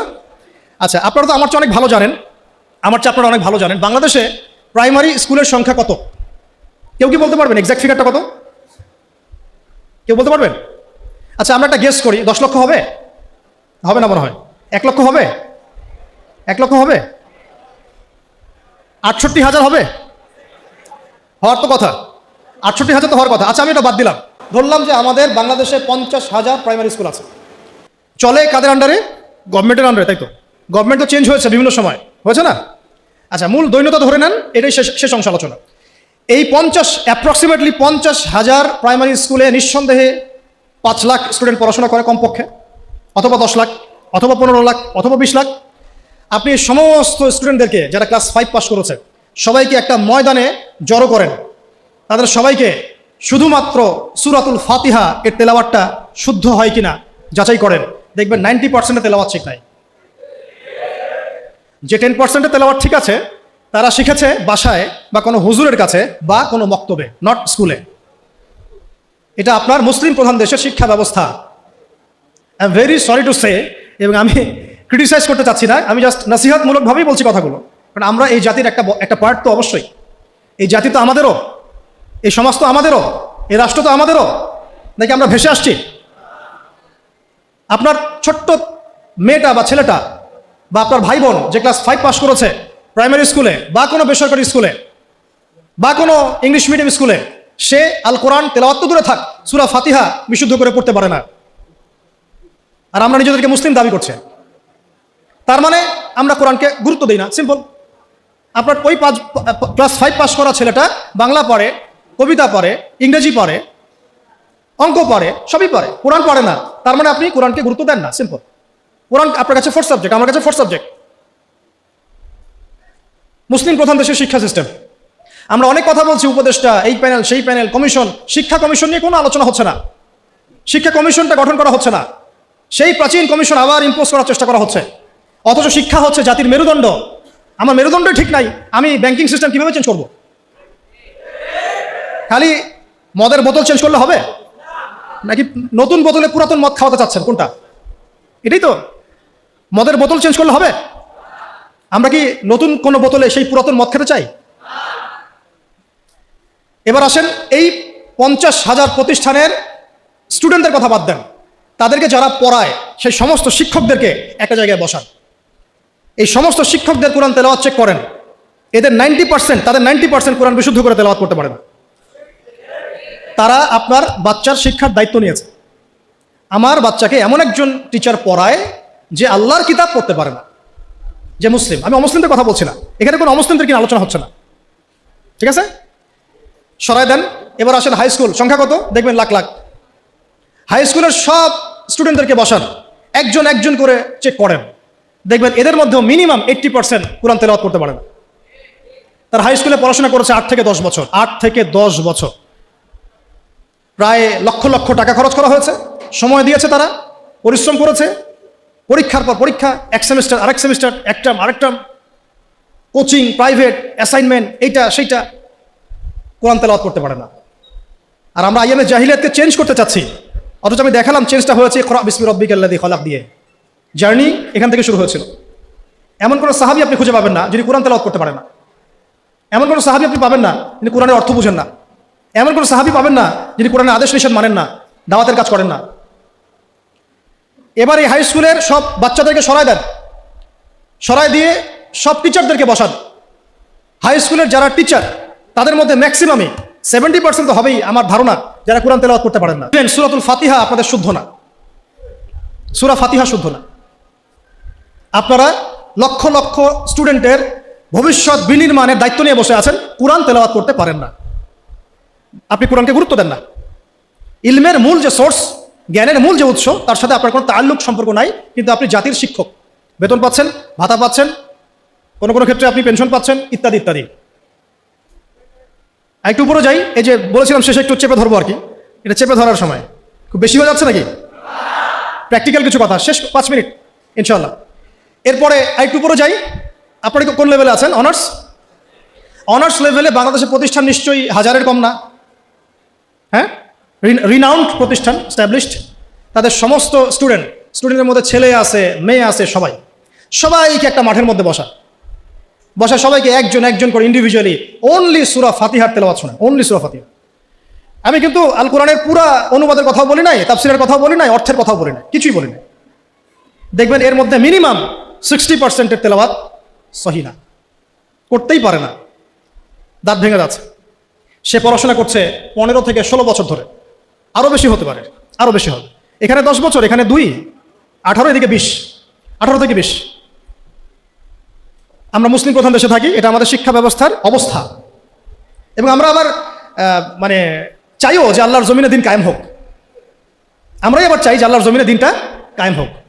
আর যে বাকিরা পারে তারা কোথায় শিখেছে? হয় কোনো মাদ্রাসায়, হয় কোনো মক্তবে, অথবা ইন্ডিভিজুয়ালি কোনো ওস্তাদের কাছে, নট একাডেমিক্যালি, নট ইনস্টিটিউশনালি। যেখানে সে পড়ে সেখানে সে শিখে নাই, তার সাবজেক্ট এটা নাই, তার সাবজেক্টে 12টা সাবজেক্ট আছে তার।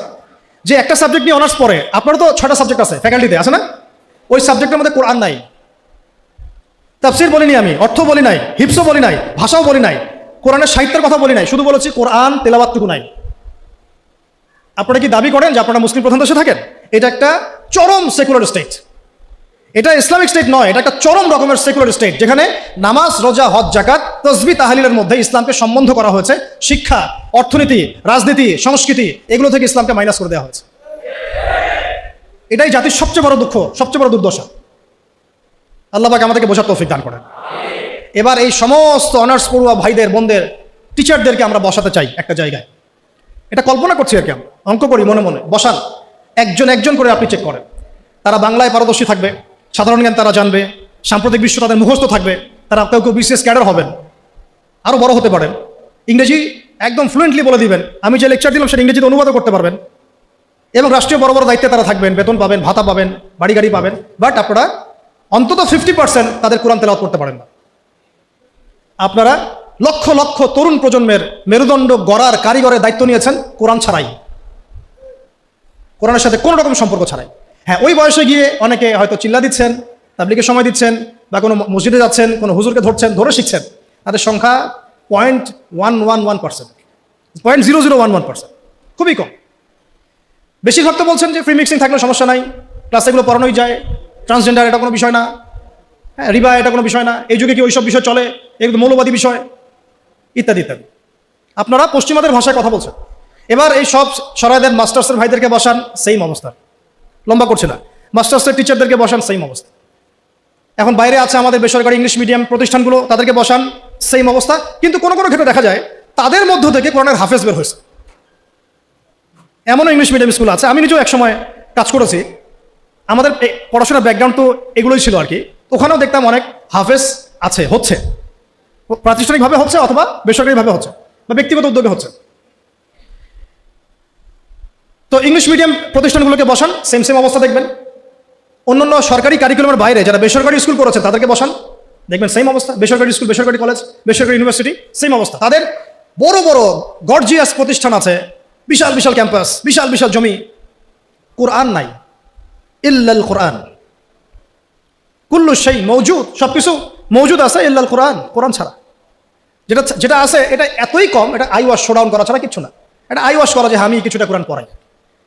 আমাদের ওস্তাদ একটা কথা বলেন, আমাদের ওস্তাদের কথা বলছি, ওস্তাদ হচ্ছেন আমাদের বাইতুল মোকাররমের বর্তমান খতিব। তিনি একটা কথা বলেন যে মানুষ, এটা আমাকে বলেছেন পার্সোনালি, অন্যদেরকে বলেছেন কিনা আমি জানি না, যে মানুষ যে বিষয়টাকে গুরুত্ব দেয় তার জন্য মানুষ সময় ঠিকই বের করে নেয়। মানুষ যে বিষয়টাকে গুরুত্ব দেয় তার জন্য মানুষ সময় ঠিকই বের করে নেয়। ফোন চালাতে তো আমাকে বলা হচ্ছে না, আমি টাইম বের করে নিচ্ছি। বড় বড় ক্ষেত্রে গার্লফ্রেন্ডকে সময় দিতে আমাকে বলা হচ্ছে না, আমি টাইম বের করে নিচ্ছি। আমি ইউটিউবিং করতে টাইম বের করে নিচ্ছি। আমি ব্যবসার জন্য টাইম বের করছি, রাজনীতি করার জন্য টাইম বের করছি। কোরআন শেখার জন্য আমার টাইম হচ্ছে না। তার মানে আমি কোরআনকে, সিরাতকে, হাদিসকে, ইসলামের প্র্যাকটিক্যাল বিষয়গুলোকে আমি এতটা মূল্যায়ন করছি না। As simple as that. তো উস্তাদের একটা কিতাব আমার হাতে আছে, জাস্ট একটা বলে দেই, কয়েক সেকেন্ড লাগবে। প্রত্যেক ভাই যারা আজকে লেকচার শুনছেন, যারা তালেবে ইলম মানে জ্ঞানের ছাত্র, আমরা আলেম হওয়ার কথা বলছি না, আমরা বলছি শুধু তালেবে ইলম হয়ে যান, মানে জ্ঞানের ছাত্র হয়ে যান। যারা জ্ঞানের ছাত্র হতে চান, যে আমিও একটু জ্ঞান শিখবো, আমি একটু ছাত্র হব, এই বইটা মাস্টলি পড়বেন। বইটার নাম হচ্ছে তালেবান ইলম পথ পাথেয়। এই তালেবান মানে তালেবান ভাই না, আবার আফগানিস্তানের তালেবান ভাইদের কথা বলা হচ্ছে না। তলেব মানে হচ্ছে কি? ছাত্র, অনুসন্ধানকারী। তলেব মানে কি? অনুসন্ধানকারী, মানে যে জ্ঞান শিখতে চায়। তলেবান ইলম, ইলমের তালেব যারা, জ্ঞানের অনুসন্ধানী যারা, তাদের জন্য পথ ও পাথেয়। এত চমৎকার একটা কিতাব, যেটা একবার পড়তে শুরু করলে আপনার কাছে মনে হবে শেষ না করে না উঠি। কিতাবটা বাসায় সংগ্রহ করে পড়ার চেষ্টা করেন ইনশাআল্লাহ।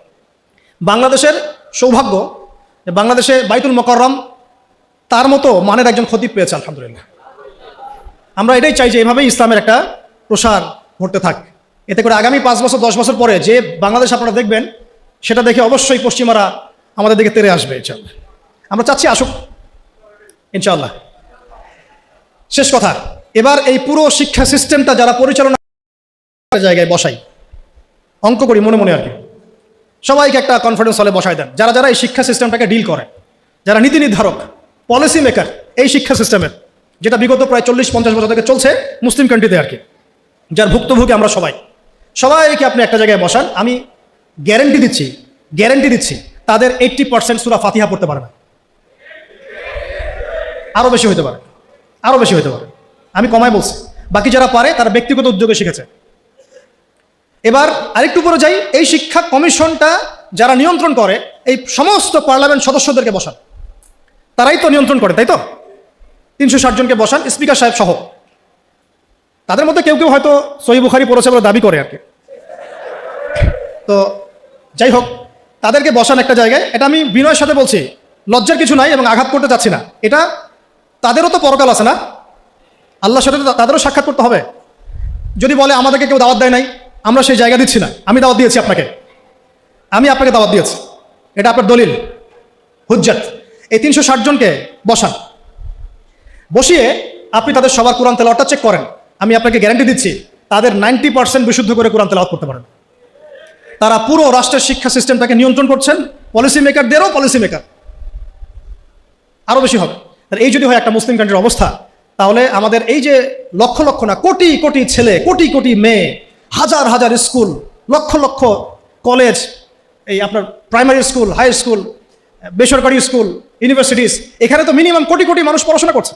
এই কোটি কোটি মানুষের শিক্ষার দায়িত্ব যারা নিয়েছেন, তারা কোরআনুল কারীমকে মূল্যায়ন করেন নাই। এই কোরআন বিবর্জিত, সুন্নত বিবর্জিত, সিরাত বিবর্জিত, ইসলামের নীতি নৈতিকতা বিবর্জিত একটা শিক্ষা ব্যবস্থা কিভাবে একটা জাতিকে ইসলামী রাষ্ট্রের দিকে নিয়ে যেতে পারে, এটা আপনাদের কাছে আমার প্রশ্ন। এই প্রশ্ন রেখে আমি আমার বক্তব্য শেষ করছি। ওয়া আখিরু দাওয়ানা আনিল হামদুলিল্লাহি রাব্বিল আলামিন।